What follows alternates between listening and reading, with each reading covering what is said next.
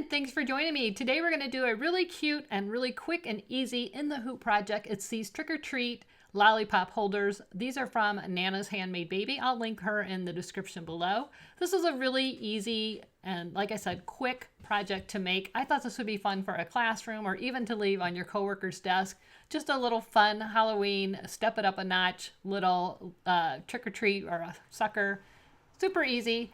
We're going to be using the SE 1900 single needle machine, which, by the way, is the same as the PE 800. So if you're looking for tutorials on using the SE 1900 or the PE 800, you can follow along. Let's get started. So for today's video, we're going to be using the SE 1900. This is a combination embroidery and sewing machine. You can switch it out very easily, but today we're going to be using the embroidery module. I highly recommend this machine for beginners. The embroidery module is exactly the same as the PE 800, which is a very popular machine. Everything is exactly the same as far as how it operates and everything. So you've got tons and tons of tutorials available to you if you need them.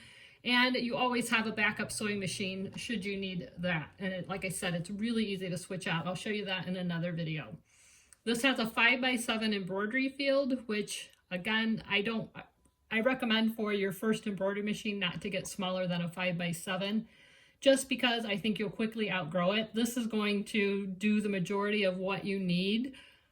Starting out, you can do patches, you can do the snap tabs, you can do all those fun in the hoop projects that you see. You can do, most designers make the zipper bags for 5x7. So you can really do a lot with a 5x7 embroidery field. So the first thing we need to do is get our design onto the machine. So I have a pigtail hooked into my machine, and this is just a cord that goes from the USB port to the so you can put your flash drive in. You don't have to have this pigtail. I have it because it saves wear and tear on this outlet, the USB outlet. So instead of your flash drive constantly being put in and out, you risk that going bad. Whereas if I'm using the pigtail, then I would just replace this pigtail. I'll link this in the description below, but you don't have to have it. So you're going to connect your USB to your pigtail or directly into your machine, and then you're going to click this bottom right button. That's your USB drive. It's going to show you all the designs on the USB. If you don't see it on the first screen, you can use the arrow buttons and scroll over till you see it. Here is the design we're going to be doing. We're going to click set, and you can see it's right here. So the next thing we need to do is hit in edit. If you want to move it around somewhere on your hoop, you can. I have it set to go right in the center. Let's double check it and make sure that it's going to fit in the hoop. So we're going to click this button right here, and that's going to trace it. And you can click this one. It's going to go all the way around the outline of the design to make sure it's going to fit in your hoop. Or if you just want to see like where it's going to hit in this corner, you can hit that corner, back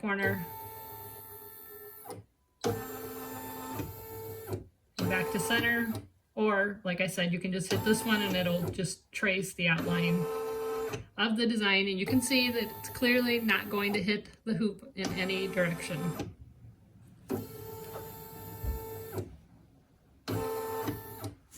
All right, so I'm gonna push this tail back here. All right, so the next thing we're gonna do is click OK. We know it fits in the hoop, and then we're gonna enter embroidery status.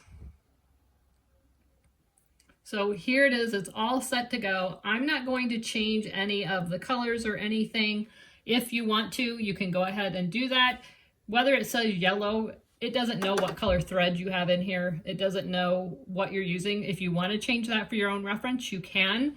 And to change that, you would just go back to that previous screen right here, and you would click this button where you see the little spool.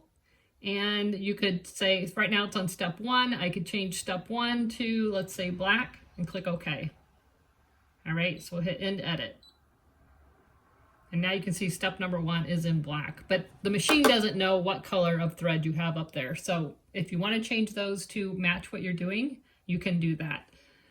So we're ready to go. We're going to put the presser foot down, and I printed out the directions. So what it does is it does a placement line. and then it tacks down your felt. I don't want to do that stitch because I don't want it to show under the final zigzag stitch. So I'm going to skip that step, and I'll show you how we move ahead in the design. So the first thing we're going to do is go ahead and hit start. And you can see right here it's showing a little preview of what it's going to do in this step. And it also says right here we're on step 1 of 9. It says it's going to take 31 minutes to stitch. That step's done. I'm just going to quickly trim off these tails. This is just our placement stitch. We don't need any of this. None of this is going to show, but I'm just getting them out of the way. All right, so remember how I said we were going to skip step number 2? We've already got our placement stitch, and I don't want another solid line on the top. So what I'm going to do is first grab my felt. I'm going to spray my felt with a little bit of this 505 temporary adhesive. I'm going to raise the presser foot, and I'm going to slide my felt right under there and make sure that it's covering those placement lines. I'm going to tack it down lightly. All right. So now we want to skip step number 2. So we're going to click this button right here. It has a needle and then a plus and a minus. And right here you see a spool minus. That takes you back 1 color. And a spool plus, that takes you forward 1 color. We want to skip step 2, so we want to go forward 1 color. And now you can see up here it says we're on step 3 of 9. I'm going to click OK. You can look right here in the display and you can see it's going to stitch the words treat, as in step number 3, or I'm sorry, trick. So right here, we're on step number 3, and we're just going to go ahead and put the presser foot down and click start.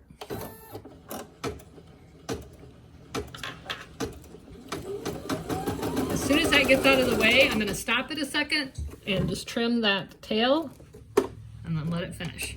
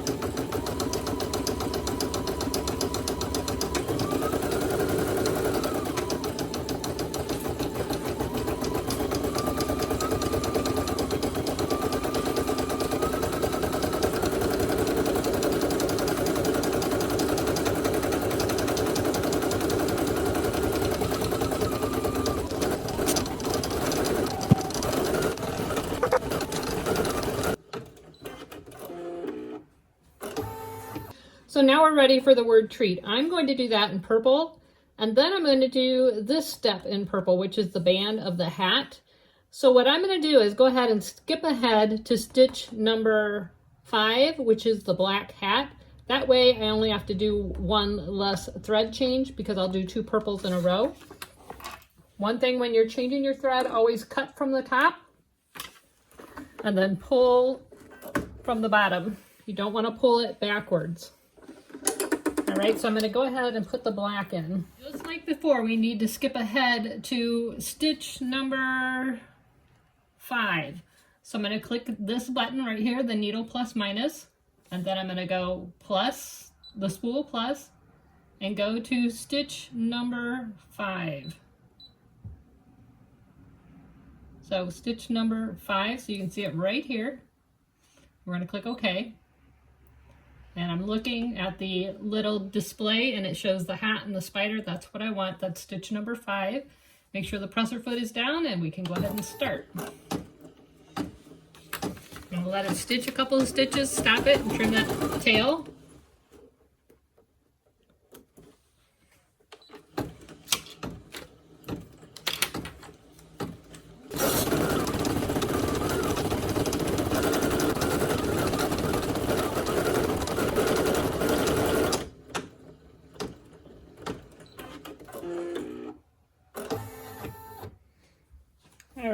we're done with that. I'm going to go ahead and cut these jump stitches, get those out of our way. I like to clean up as I go.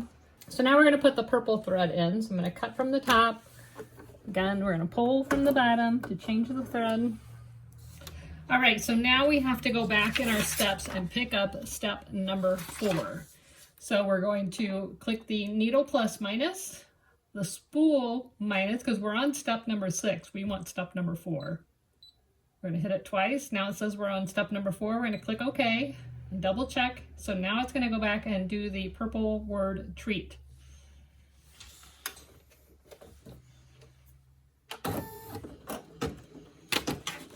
Let it stitch a couple stitches and then cut that tail.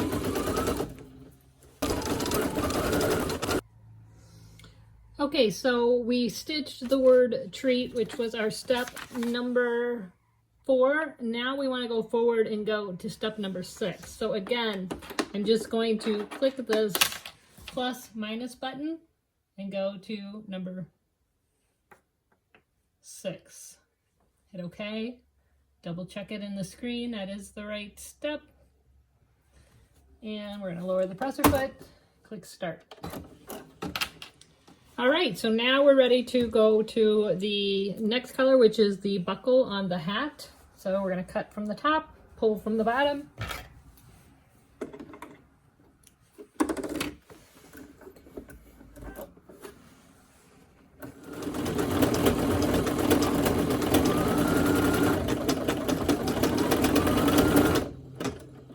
Next up is the word or and the green buttonholes.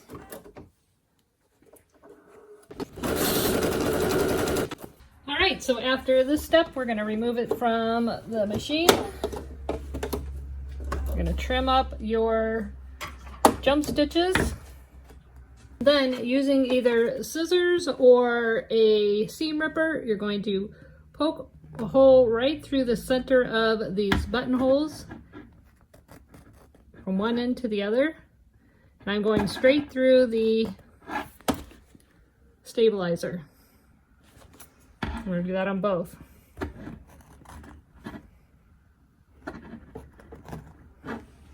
All right, before we put it back on the machine, we need to add our fabric on the back. You can go ahead and trim up some of these jump stitches if you want. This is all going to be covered, but I don't want anything sticking out. Highly recommend this vacuum to clean up your threads.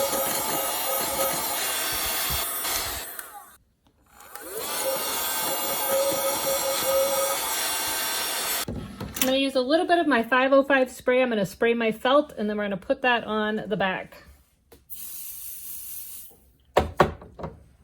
I sprayed it off screen. I'm going to cover this up, make sure everything is covered. Got extra there, that's okay. I'm going to put it back in. And you can do the last stitch in any color you want. I'm going to go ahead and do the green. You could do black. I did black on my first set. But since we've got green in, I'm just going to go ahead and let it finish in green.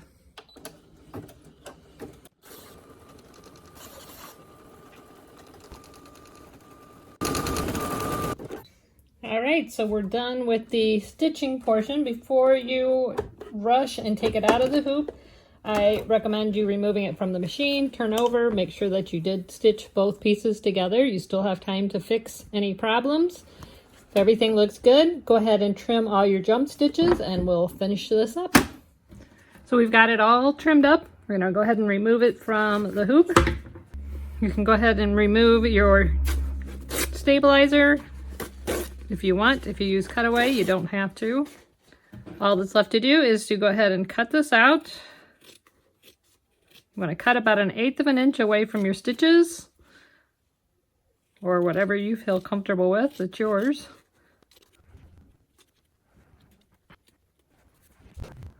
Once you've trimmed them out, all you do is put the sucker in one side, out the other. It doesn't show on the back.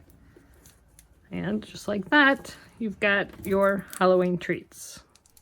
So it's as simple as that. I hope you enjoyed this tutorial using the SE 1900. I've had a lot of requests to do more single needle machine embroidery tutorials, so I thought this would be a really quick and easy. And again, she does have both 5x7 and a 4x4. The 4x4 is the exact same size, you just do one at a time.